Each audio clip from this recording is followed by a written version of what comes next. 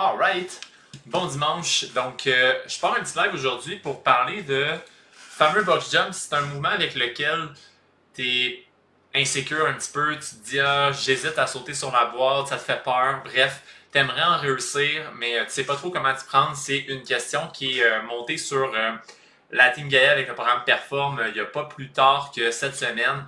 Donc, par quoi, dans le fond, remplacer le fameux box jump ou le saut sur boîte pour arriver ultimement à faire des sauts sur boîte sans avoir peur de se péter les tibias ou de tomber, par exemple. Donc, la première variante, la première chose que je recommande, c'est qu'on veut essayer le moins possible de modifier le mouvement.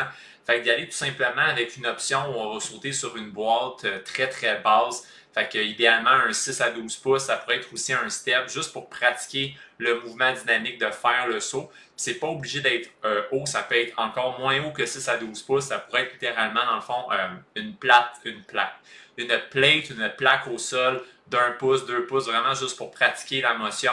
Puis évidemment d'augmenter progressivement la hauteur par rapport à ça. Sinon, évidemment, pour l'aspect de travailler la hauteur qui est proche de la boîte sur laquelle on veut sauter, on peut travailler justement le step-up alterné avec un petit saut pour avoir ce moment-là justement où on est en suspension dans les airs puis être confortable avec le fait qu'on quitte complètement le sol puis qu'on quitte complètement la boîte finalement puis on travaille à cette hauteur-là.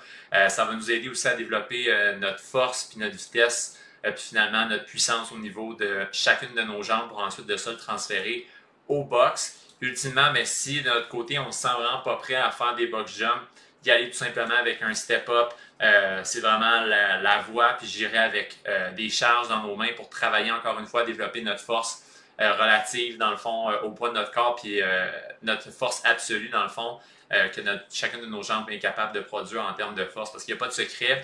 Le box jump, c'est une habileté, puis si on ne travaille pas du tout, on va conserver la peur qu'on a à développer le saut sur boîte. Fait que ce que je ferais finalement, c'est que je travaillerais avec une cible qui est vraiment moins haute pour pratiquer l'habileté de sauter. Puis en parallèle, je travaillerais ma force à une jambe de façon plus statique comme un step-up ou plus dynamique comme un step-up avec le petit saut à la fin. Puis de là, on a juste besoin de patience et de constance pour développer son step-up, développer son box jump dans le temps.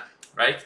Fait que c'est ce qui met fin à la petite capsule d'aujourd'hui. Fait que évidemment, si tu aimerais que je couvre une autre capsule au cours des prochains lives sur un mouvement quelconque, n'hésite surtout pas à le commenter si tu as des questions par rapport à la capsule d'aujourd'hui. Même chose, puis sur ce, on se voit dans un prochain live.